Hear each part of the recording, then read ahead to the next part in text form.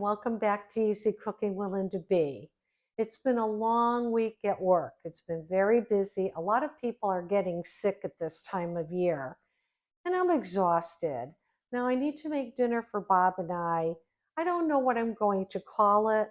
I think I'll have a name for it by the end of this video, but I will be working with potatoes, cabbage, and sausage. And I'm going to show you how I put it all together in one skillet. Okay, so now I have my large skillet here heating up in front of me. So since I'm working with cabbage and potatoes, the first thing I want to get started with my cooking is my potatoes because they do take longer than the cabbage. So to start out, I will put oil, probably in this case, maybe about 2 tablespoons, I'm going to say, maybe a little bit more in my pan. As you can see, it's moving around quickly because I already have it heating up. I'm going to add also probably about 2.5 teaspoons of butter. I love the combination of butter and oil together. It gives the food awesome flavor. So what I have here are a few fingerling potatoes, which I cut lengthwise into quarters. So once this becomes melted and blended together, I'm going to take my potatoes and I'm going to put them in here to get them started. Okay, so now I've allowed my butter and my oil to brown a bit because brown butter really does give your food awesome flavor. So I'm going to take my potatoes one at a time, lay them down. Be careful, don't drop them. You don't want them to splatter back at you and burn you. So I like to lay them cup side down and I'm going to get them started. So now what I'll do is I'll finish putting these in the pan. I'm going to season them with a little bit of salt and pepper and keep moving them around. Okay, the potatoes are doing beautifully. See what happens when you have your butter brown a little bit? You get all those beautiful little bits on the top and the bottom of the potatoes. That's what gives you flavor.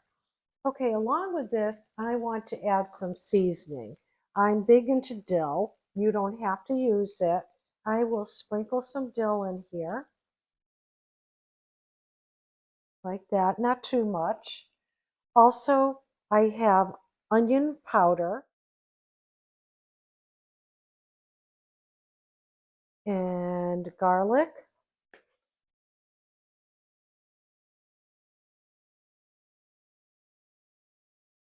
And thyme.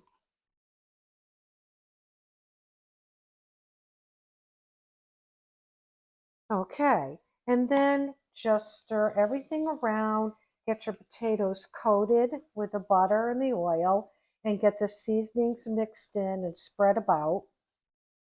And now what I will add is I have one onion, it's a yellow, medium, I would say, big chunks. I'm going to put that in here and have this all cooked together. Oh, it smells so good right now. It is really smelling good.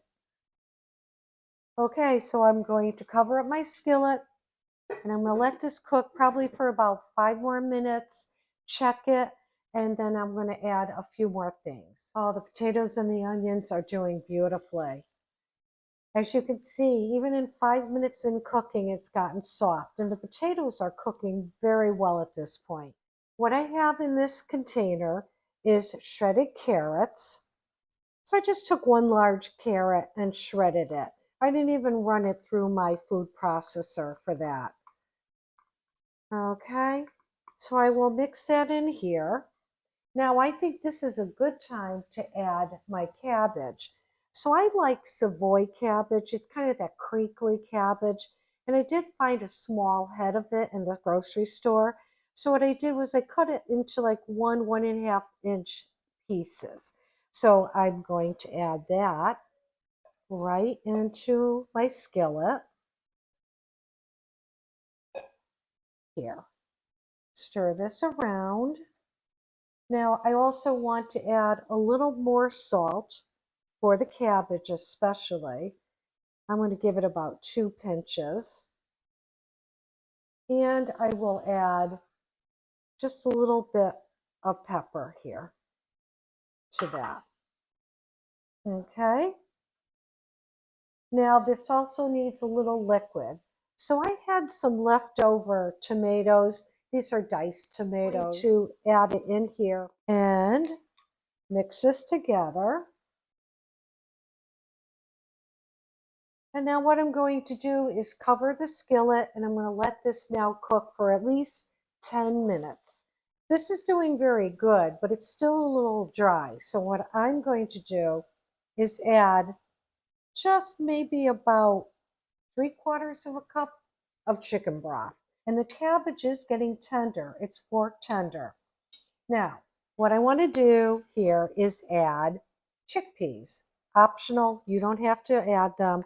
We love chickpeas. I'm going to cook these all together, but what I'm going to add are chicken sausages. Now these are fully cooked. I'm going to cut them into probably about 1-inch thick slices. Okay, my potatoes and the cabbage are completely cooked. So now last I will add my sausage, my chicken sausage, and it's fully cooked. So all I want to really do at this point is heat it through.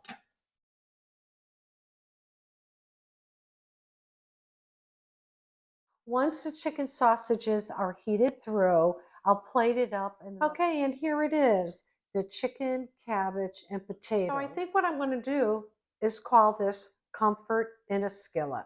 So I hope you enjoyed watching me make this comfort in a skillet recipe. And remember, enjoy life and never stop learning. Bye now.